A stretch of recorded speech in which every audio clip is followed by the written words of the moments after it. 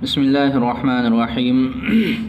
نحمده ونصلی ونسلم علی رسولہ الکریم اما بعد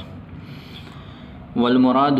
بالفاعل او المفعول به اعم من ان يكون حقیقة او حکما فيدخل فيه الحال عن المفعول معه لكونه في معنى الفاعل او المفعول به۔ یہاں سے مصنف رحمۃ اللہ علیہ نے حال کی تعریف پر چند اعتراضات اور ان کا جواب دیا ہے۔ حال کی تعریف ہم نے بیان کی کہ حال وہ چیز ہے جو فاعل یا مفعول بھی کی ہیئت کو بیان کرے۔ خلاصہ جس کا یہ نکلا کہ حال یہ خاص ہے فاعل کے ساتھ اور حال یہ خاص ہے مفعول بھی کے ساتھ۔ لیکن کلام عرب میں عرب لوگ حال کا استعمال کرتے ہیں مفعول معہ سے، اسی طرح مفعول مطلق سے اور اسی طرح مضاف الیہ سے۔ ان سے بھی حال کا استعمال کرتے ہیں اور ان سے حال واقع ہوتا ہے۔ جیسے مفعول یعنی یہ تین چیزیں اس میں شامل ہو جائیں گی، مفعول معہ،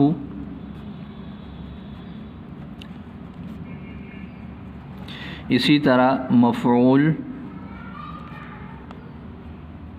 مطلق اور تیسری چیز بن جائے گی مضاف الیہ۔ چونکہ اصل جو مستعمل ہے اصل حکم لگتا ہے مضاف پر، مضاف ہی فاعل بنتا ہے یا مضاف ہی مفعول بنتا ہے، لہذا جو مضاف الیہ ہوتا ہے وہ تو محض مضاف کے تابع ہوتا ہے، اس کی اپنی کوئی حیثیت نہیں ہوتی۔ لیکن یہ ہے کہ عربی کلام میں حال کا وقوع مضاف کی بجائے مضاف الیہ سے بھی واقع ہوتا ہے۔ تو یہ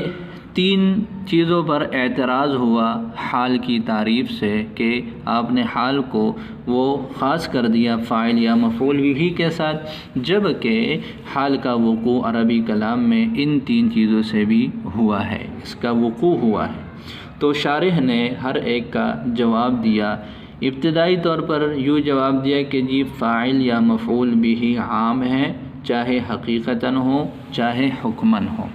لہٰذا یہ جو فاعل ہے یا مفعول بھی ہے یہ دونوں صورتیں آتی ہیں حقیقت میں۔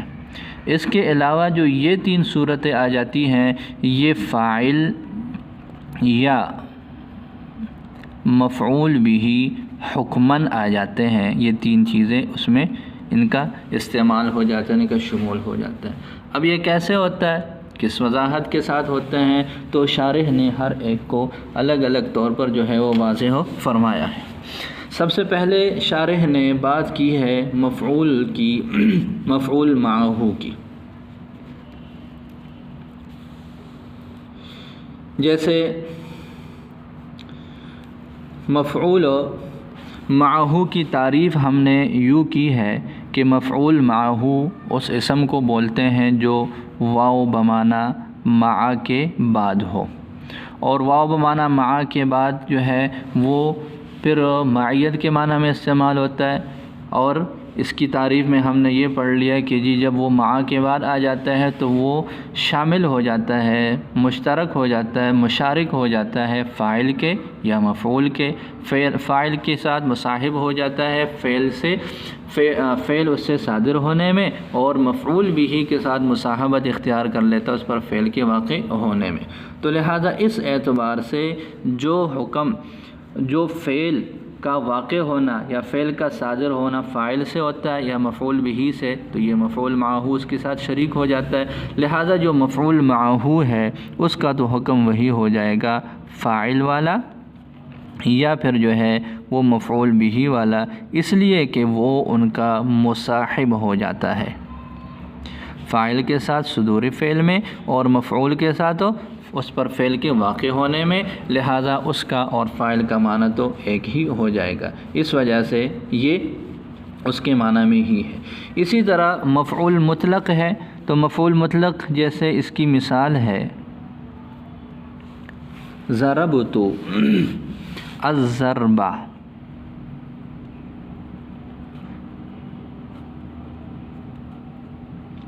शदीदन। ज़रबतु अज़्ज़रब शदीदन, ये ज़रबतु ज़रब शदीदन में जो अज़्ज़रब है ये ज़ुलहाल है और ये शदीदन उससे हाल वाक़े है। तो ये अज़्ज़रब जो है ये भी हकीकत में मफ़ऊल बिही के माना में है। उसकी वजह ये है कि ये अहदस्तु अज़्ज़रबा के माना में हो जाता है। जब ये अहदस्तु ज़रबा के माना में हो जाएगा तो ये अहदस्तु फ़ेल और फ़ाइल हो जाएगा और ये अज़्ज़रबा इसका मफ़ऊल बिही हो जाएगा। फिर आगे ये शदीदन जो है वो इससे हाल वाक़े हो जाएगा। तो इस तरह ये शदीदन हाल वाक़े हुआ ये मफ़ऊल बिही से ही। तो ये अज़्ज़रबा यहाँ पर जो है वो मानवी एतबार से मफ़ऊल बिही ही है। तीसरी सूरत है मुज़ाफ़ इलैह से हाल का वाक़े होना। तो मुज़ाफ़ इलैह से हाल के वाक़े होने के बारे में बताते हैं कि जी ये भी हुक्मन ये फ़ाइल या मफ़ऊल बिही के माना में ही है। वो कैसे? वो इस तरीके से कि इसके लिए मुस्तकिल एक ज़ाब्ता और कायदा है। वो ये है कि हर वो मकाम जहाँ पर मुज़ाफ़ वो फ़ाइल हो या मफ़ऊल बिही हो, ठीक हो गया, और वो फ़ाइल या मफ़ऊल बिही ऐसा हो कि अगर हम उस मुज़ाफ़ को कलाम से हज़फ़ करें और मुज़ाफ़ इलैह को उसके कायम मकाम बनाएं। मुज़ाफ़ को हज़फ़ कर लिया, वो फ़ाइल है या मफ़ऊल बिही है, मुज़ाफ़ को हज़फ़ करके मुज़ाफ़ इलैह को उसकी जगह पर रखा। जब हम मुज़ाफ़ इलैह को उसकी जगह पर रखेंगे तो मुज़ाफ़ इलैह को मुज़ाफ़ की जगह इस्तेमाल करने से कोई मानवी ख़राबी लाजिम नहीं आती, कोई मसला नहीं बनता। तो लिहाजा हर ऐसी सूरत में हुक्म ये है कि जी हम मुज़ाफ़ को हज़फ़ करके वो मुज़ाफ़ इलैह से, बेशक मुज़ाफ़ मौजूद है लेकिन हम मुज़ाफ़ इलैह से हाल बना सकते, इसलिए कि ये जो मुज़ाफ़ इलैह है ये मुज़ाफ़ की जगह पर इस्तेमाल हो सकता है। जैसे इसकी मिसाल से हम इसको समझ सकते हैं, जैसे कुरान में है बल नत्तबिउ मिल्लता इब्राहीम हनीफ़ा, बल नत्तबिउ मिल्लता इब्राहीम हनीफ़न। इसमें देखें ये मिल्लत मुज़ाफ़ है और ये इब्राहीम मुज़ाफ़ इलैह है, ये मफ़ऊल बिही वाक़े हो रहे हैं। इसमें इसका तर्जुमा हम यूँ करते हैं कि जी हम इत्तिबा करते हैं इब्राहीम अलैहिस्सलाम की मिल्लत की। अगर हम ऐसे करें कि इस मिल्लत को हज़फ़ कर लें और हज़फ़ करके यूँ कह दें बल नत्तबिउ इब्राहीम हनीफ़न, कि बल्कि हम तो इब्राहीम अलैहिस्सलाम का इत्तिबा करते हैं। तो इब्राहीम अलैहिस्सलाम की मिल्लत का इत्तिबा करना और इब्राहीम अलैहिस्सलाम का इत्तिबा करना ये दोनों एक ही चीज़ है। लिहाजा ये ऐसा मुज़ाफ़ और मुज़ाफ़ इलैह है, अगर हम मुज़ाफ़ को हज़फ़ करके मुज़ाफ़ इलैह को इसकी जगह पर रख के कोई मानवी ख़राबी लाजिम नहीं आती। लिहाजा जब ऐसा मामला हो तो फिर मसला ये है कि हम इस मुज़ाफ़ इलैह को इस फ़ाइल या मफ़ऊल बिही का दर्जा दे सकते हैं और इससे हम हाल वाक़े कर सकते हैं। लिहाजा ये हनीफ़न इब्राहीम, लफ्ज़ इब्राहीम से हाल वाक़े है बजाय इसके, यानी ये मुज़ाफ़ इलैह है, इसके बावजूद हम हनीफ़न को हाल वाक़े कर सकते हैं। इसकी दूसरी मिसाल है अन याकुला लहमा अखाहु मैतन। अगली मिसाल इसकी है अन याकुला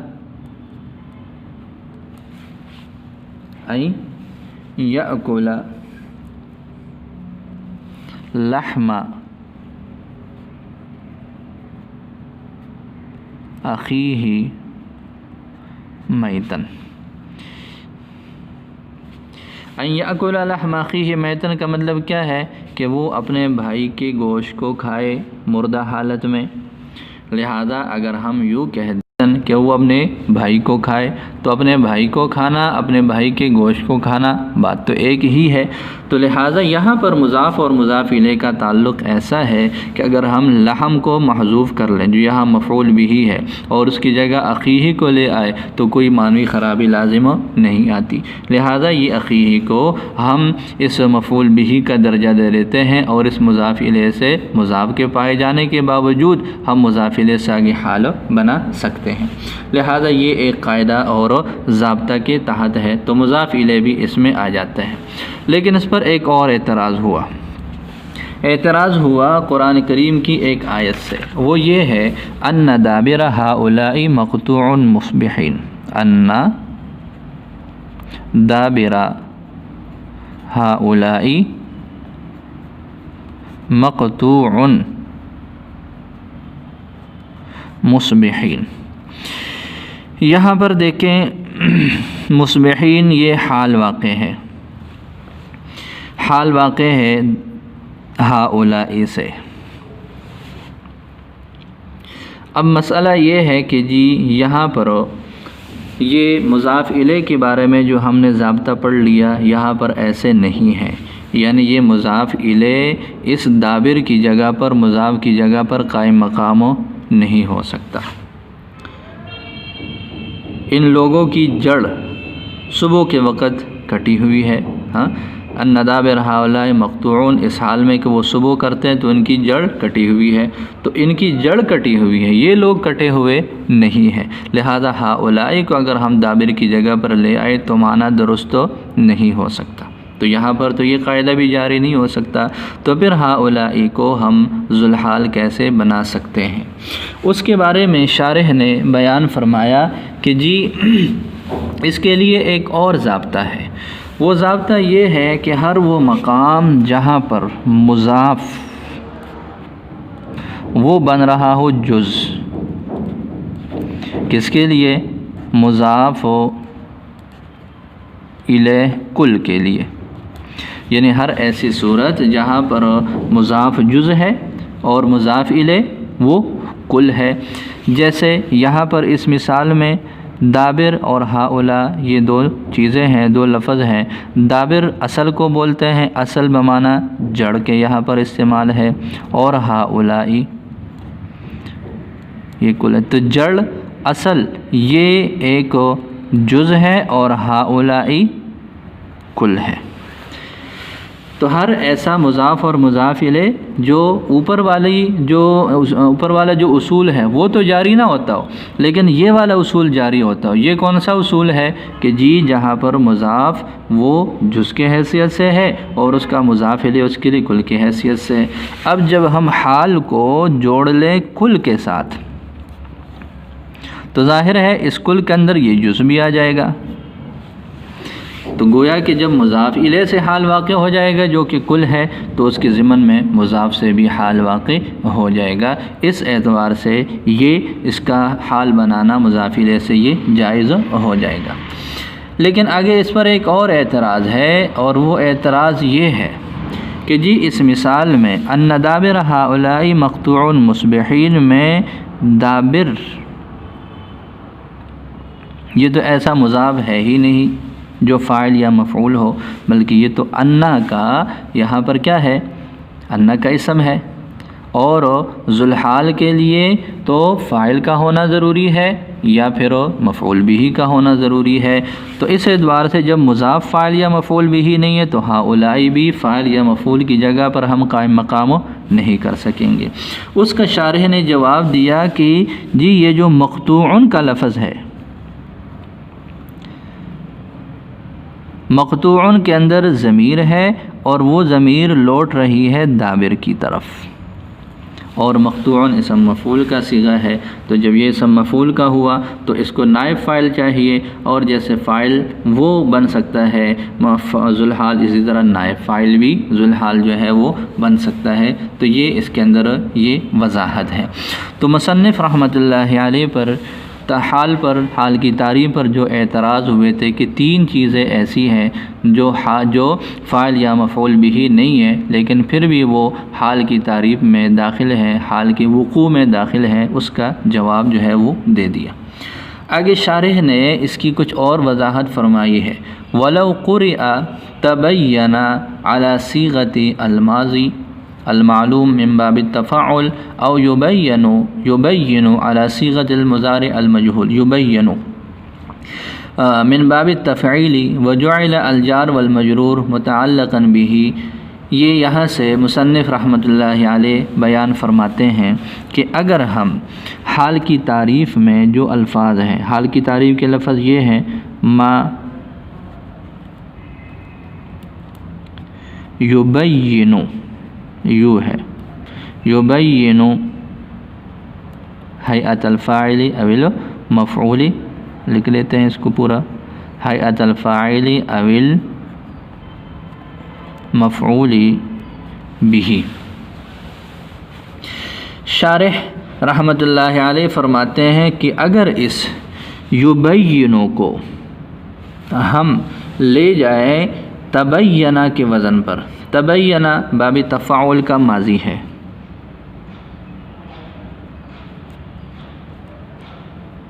یوں ہے ما تبینہ، تبینہ ہو جائے گا۔ تو جب یہ تبینہ ہو جائے گا باب تفاعل سے، تو اس صورت کے اندر یا پھر ہم اس کو بنا لے یبینو، یبینو کی جگہ ہم اس کو یبینو کر لیں،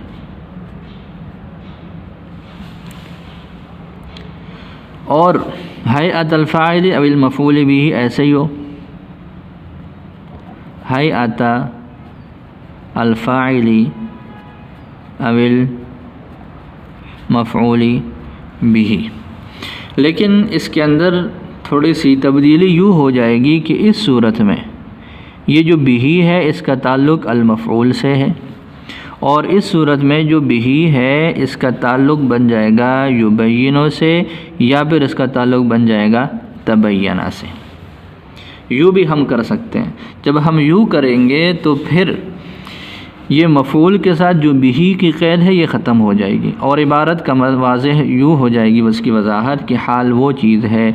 جس کے ذریعے سے تبین بھی، جس کے ذریعے سے واضح ہو جائے، یبین بھی جس کے ساتھ بیان کی جائے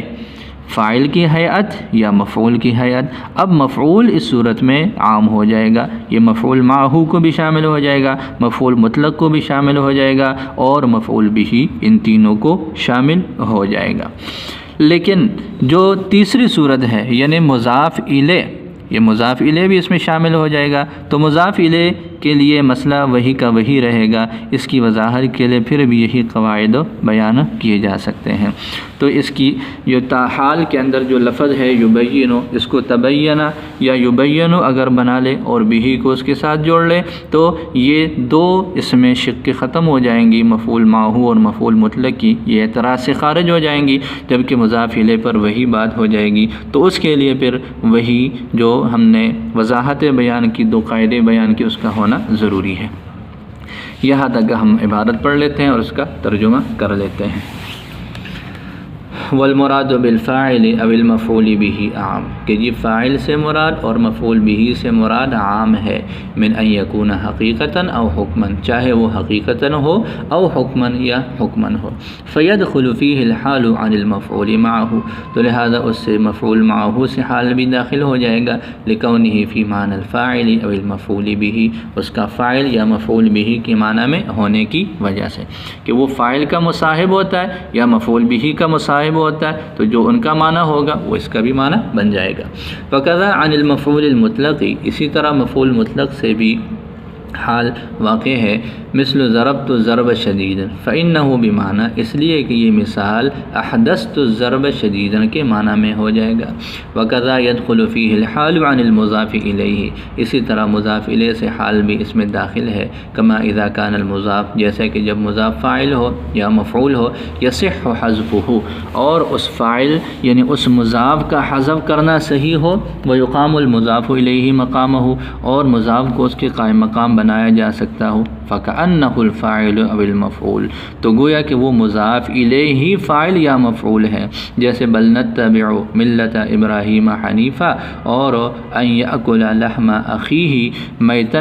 اس فإنہ یصح، پس بے شک صحیح ہے کہ یوں کہہ دیا جائے بل نتبع ابراہیم، بل نتبع ملت ابراہیم کی جگہ پر، اور ان یأکل اخاہ میتا کہہ دیں ان یأکل لحم اخیہ کی جگہ پر۔ تو یہ ان دو مثالوں میں تو یہ قاعدہ جاری ہو جائے گا۔ اب ایک اور اعتراض جو النذابر ہؤلاء مقطوع مصبحین پر ہو جائے گا، اس کا جواب او کان المضاف فاعلا، یا تو مضاف فاعل یا مفعول ہو، وہو جزء المضاف الیہ، اور وہ جزء ہے اس چیز جو مضاف الیہ ہے اس کا جزء ہے، یعنی مضاف ہو یہ جز ہو جائے گا اور یہ جو مضاف الیہ ہے یہ کل ہو جائے گا۔ فَكَأَنَّ الْحَالَ عَنِ الْمُضَافِ إِلَيْهِ، تو گویا کہ مضاف الیہ سے حال هو الحال عن المضاف، یہ مضاف سے بھی حال ہو جائے گا۔ جب کل سے حال واقع ہو گیا تو جز سے بھی ہو گیا، اگرچہ وہ اس کے قائم مقام بنانا ٹھیک نہ ہو، کما فی قولہ تعالی، جیسے کہ اللہ تعالیٰ کے اس فرمان میں ہے النذابر هؤلاء مقطوع مصبحین، تو فقولہ مصبحین یہ اس کا انطباق ہے کہ جی یہ اللہ تعالیٰ کا فرمان مصبحین یہ حال ہے ہؤلاء سے، بے اعتبار اس اعتبار سے کہ جو دابر ہے وہ مضاف ہے اور المضاف الیہ جزءہ، کہ جو اس کی طرف جو اس کا جو مضاف الیہ ہے یہ اس کا جز ہے۔ فإن دابر الشیء، اس لیے کہ کسی چیز کا دابر سے مراد اس کی اصل ہے، یعنی اس کی جڑ ہوتی ہے، اور پھر یہ ہے کہ اس اعتبار سے یہ جز ہو جائے گا۔ پھر اس پر اعتراض یہ ہو جائے گا کہ جی دابر کو تو فاعل یا مفعول تو ہے ہی نہیں، پھر یہ حال کیسے واقع ہو سکتا ہے؟ تو اس کا جواب والدابر مفعول ما لم یسمى فاعلہ، اور یہ دابر ظاہری طور پر تو انا کا اسم ہے لیکن یہ مفعول ما لم یسمى فاعلہ ہے، بے اعتبار الضمیر المستکن فی المقطوع، مقطوع کے لفظ میں ضمیر مستتر کے اعتبار سے کہ مقطوعن کی جو ضمیر ہے وہ دابر کی طرف لوٹ رہی ہے، اور مقطوع کی ضمیر وہ نائب فاعل ہے تو یہ بھی نائب فاعل ہے۔ فَكَأَنَّهُ حَالٌ عَنْ مَفْعُولِ مَا لَمْ يُسَمَّ فَاعِلُهُ، تو گویا کہ یہ حال ہے مفعول ما لم يسمى فاعلہ سے۔ آگے عبارت میں کچھ اس مسئلے کو حل کر رہے ہیں کہ وَلَوْ قُرِئَ تَبَيَّنَ عَلَى صِيغَةِ الْمَاضِي الْمَعْلُوم، کہ اگر اس ہم یبینو کو تبینہ پڑھ لیں ماضی معلوم کے صیغہ پر باب تفاعل سے، او یبینو، یا پھر ہم اس کو یبینو پڑھ لیں مضارع مجہول کے صیغہ سے من باب التفعیل، باب التفعیل سے، ایک تو یہ تبدیلی ہو گئی۔ وجعل الجار والمجرور متعلقا به، اور یہ جار اور مجرور جو ہے المفعول کے بعد جو به کا لفظ ہے یہ مفعول کے متعلق نہ ہو بلکہ یہ تبینہ یا یبینو کے متعلق ہو جائے، لا بالمفعول، نہ کہ مفعول کے۔ دخل فیہ الحال من المفعول معہ، تو لہذا اس میں مفعول معہ یا مفعول مطلق سے بھی حال واقع داخل ہو جائے گا، من غیر حاجت، بغیر کسی ضرورت کے، الی تعمیل الفاعل او المفعول، فاعل یا مفعول کی تعمیم کے، الا لدخول، یعنی یہ دونوں تو اس میں داخل ہو جائیں گی مگر ایک چیز جو مضاف الیہ سے حال واقع ہے وہ پھر بھی باقی ہے، الا لدخول ما وقع حالا عن المضاف الیہ، مگر ان قواعد کی اور اس فاعل کی تعمیم کی ضرورت پڑے گی داخل کرنے کے لیے اس چیز کے جو کہ واقع حال واقع ہو عن المضاف الیہ، مضاف الیہ سے۔ اللہ تعالیٰ سمجھ عطا فرمائے اور آسان فرمائے۔